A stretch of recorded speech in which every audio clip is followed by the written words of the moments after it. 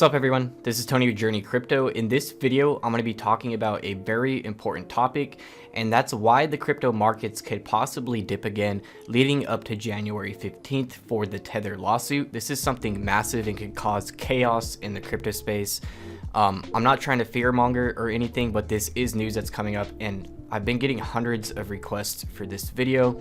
So there's also some bad news with banks, but that could actually be a good thing for the price of cryptocurrencies. It does show resistance, and it does show banks are fighting cryptocurrencies, but some are actually trying to get on board.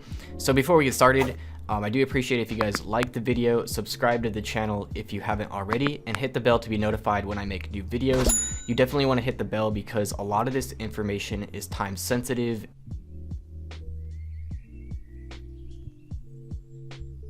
So before we jump into this important topic, I do want to give you guys a warning. The scammers are coming out in the masses trying to steal your cryptocurrency, so be very careful out there. There's going to be dozens of accounts using my name and logo in the comments trying to scam you, giving you a phone number. Don't ever contact any phone number from the comments in any YouTube channel. So I'm also working on a cryptocurrency membership site that I will be launching a pre-sale for in the upcoming week. I'm just getting everything finalized with that. So basically that pre-sale is going to be very limited, and it's going to give you basically a 60% discount on the first year, as well as some other perks and early access to a chat group with me. So this crypto membership site will be launching in the upcoming couple months after I hire some people and finish the website and everything. I've had this in the works for over a year, basically since the beginning of this channel. And that's basically what I do for a living, is create websites and do digital marketing. So I'm really looking forward to bringing value to the crypto space with this crypto membership site. So jumping into the main topic of today, why this Tether lawsuit could cause chaos in the crypto space and cause a temporary dip and halter the progress we have been making. So I just did a video, and I don't want you guys to get me wrong. I did call that a huge pump is coming, but if you watch the video, I do say a temporary dip could come, and I mentioned the Tether lawsuit, and I mentioned that this is going to be a few weeks out at least, this huge pump that's coming. But I do believe Bitcoin will be hitting 50,000, testing 50,000, and Ethereum testing $2,000, possibly end of January. But I do think that's going to be coming out. Definitely watch that video for reasons why I think strong buying pressure is going to continue pushing the crypto space up throughout the next month. Alright guys, so let's talk about Tether and this January 15th deadline they have to submit documents. So there actually isn't a court case on the 15th, this is just a deadline. So a lot of people are requesting I do a video on this, on the court case, but it's actually just a deadline. But the results of the deadline could cause panic as well, and then this case will continue throughout the next couple years, most likely. So there was a post on Reddit that went over this very well. I will briefly go over with you guys. So on the 9th of July 2020, the New York court approved an investigation by the state's attorney general to look into numerous businesses behind Tether, the stablecoin. At the time of writing, Tether is almost hitting a $23 billion market cap, which is an increase of around 18 billion USD since the beginning of 2020, just massive growth over the last year. So there is high speculation Tether is just printing USDT and pumping the crypto markets with this. So there could be different types of effects that come from this depending on what happens with this lawsuit. So right here is important. Tether founder Brock Pierce launched Tether in 2014, so traders could quickly enter or leave a position without being subject to the volatility of the crypto market, which it definitely helped the crypto markets. The stablecoin was meant to be backed one-to-one by real USD cash, meaning the price of the coin would be relatively stable. Around November 2018, however, the rumors of Tether not being backed one-to-one reached the former state attorney general of New York. She initiated an investigation in Tether and Bitfinex. So Bitfinex is the exchange behind Tether. But the two companies filed an appeal, resulting in the halt of the investigation. With the approval of the New York court, on the 9th of July 2020, the case finally resumed against Tether and Bitfinex, and their deadline to submit documents is coming up in 3 days here. So there could be some different results I will talk about after this. So what happens on January 15th? There isn't an actual court case. So Bitfinex and Tether have till the 15th of January to submit these documents to the New York State Attorney General about their financial relationship. The shortfall of $850 million was allegedly printed by Tether and given to Bitfinex to cover up the losses of crypto capital created. It is speculated Bitfinex and Tether can't submit any documents without revealing their cover-up. This will result in the conclusion that Tether isn't backed one-to-one by USD by a lot of investors and will result in more investigation by the Attorney General. Tether is unaudited at the moment, meaning no one checked the bankroll of Tether to see if there is really $23 billion in USD there.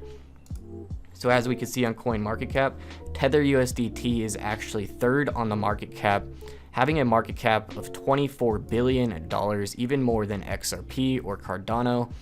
So that's just insane. There's that much money just sitting in this stable coin.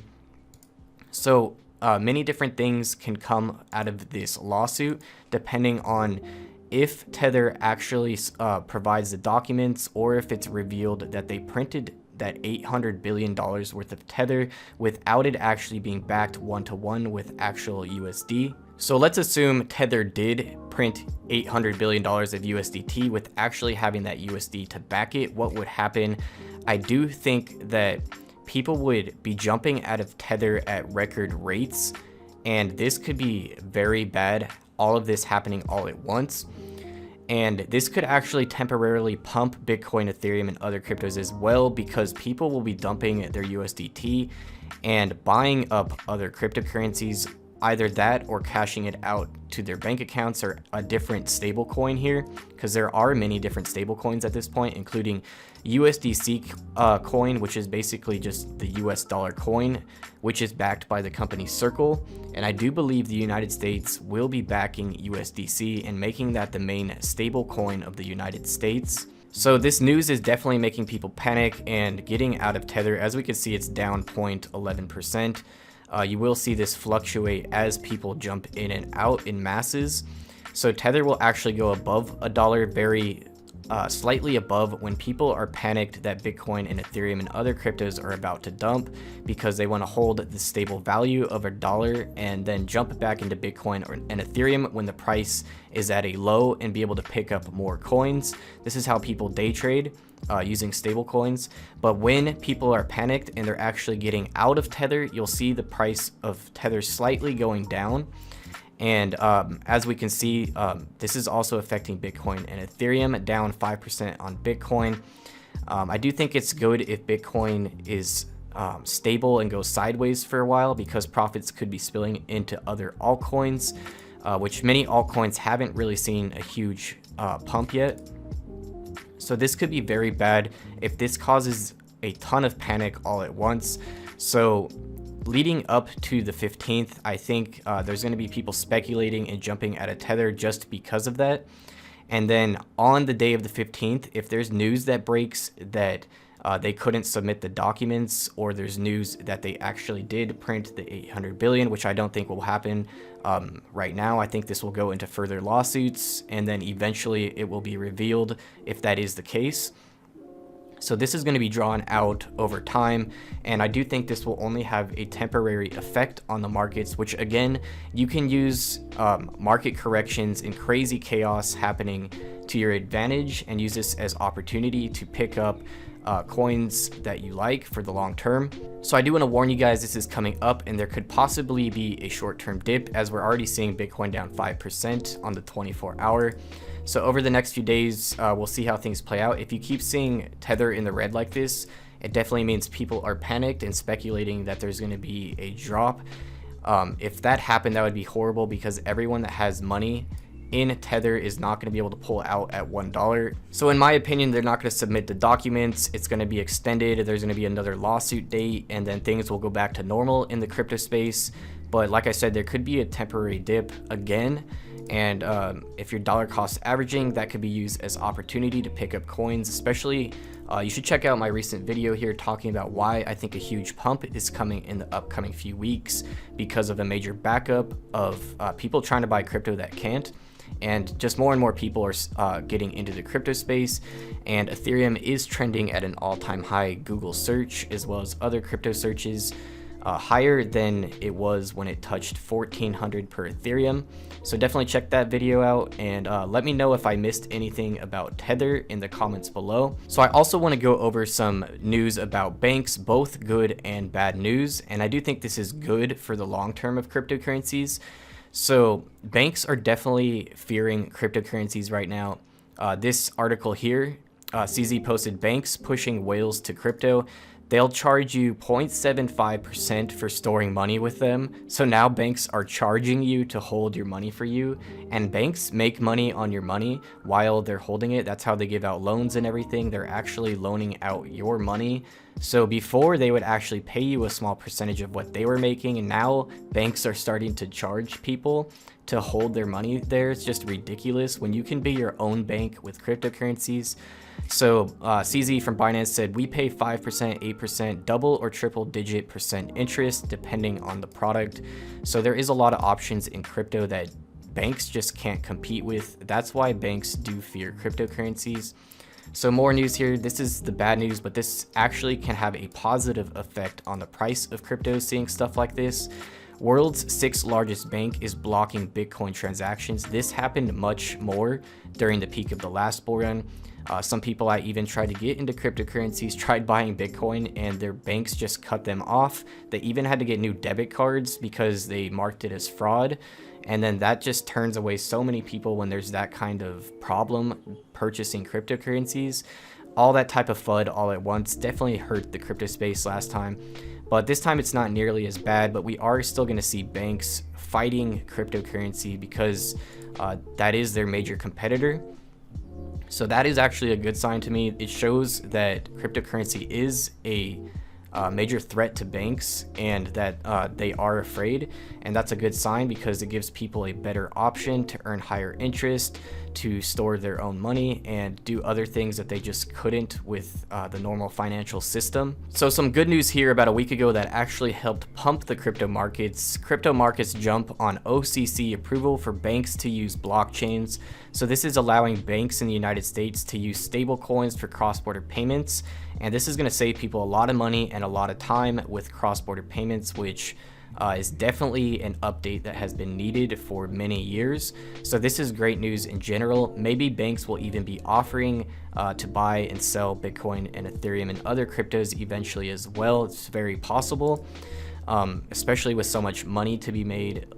Exchanges make so much money because they charge small percentages on each trade.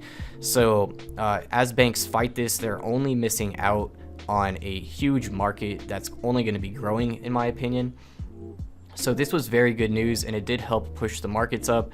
We're going to see this roll out over the next couple years. Banks start doing this, and that's going to be very bullish in general. So it's pretty interesting that right around the time that banks get approved to use blockchains and stable coins for transactions, that Tether is in this lawsuit as well.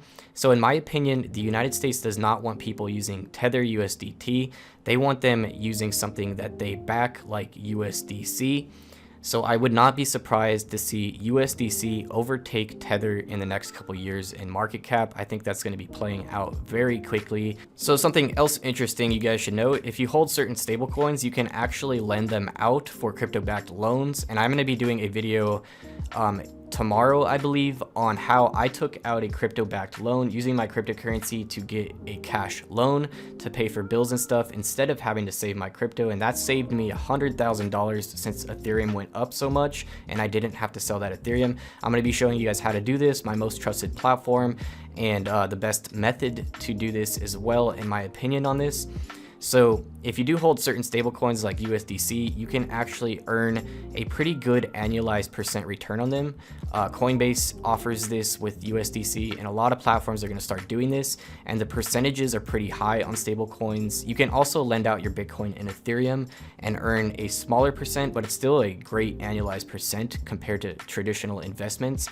And now that banks are actually trying to keep your money, like we saw in this tweet, or charge you for storing money with them, is just ridiculous. You should be earning money if you're lending it out to someone. So when you put your money in the bank in your savings account, you're actually lending that money to the bank. So they should be giving you a kickback in some way like they used to do, but over time the percentages have gotten smaller and smaller, and now they're even going in the negative where they're charging you to hold your money. So that's about it for this video. I hope you guys found it useful. If you guys have any video requests, just drop them in the comments.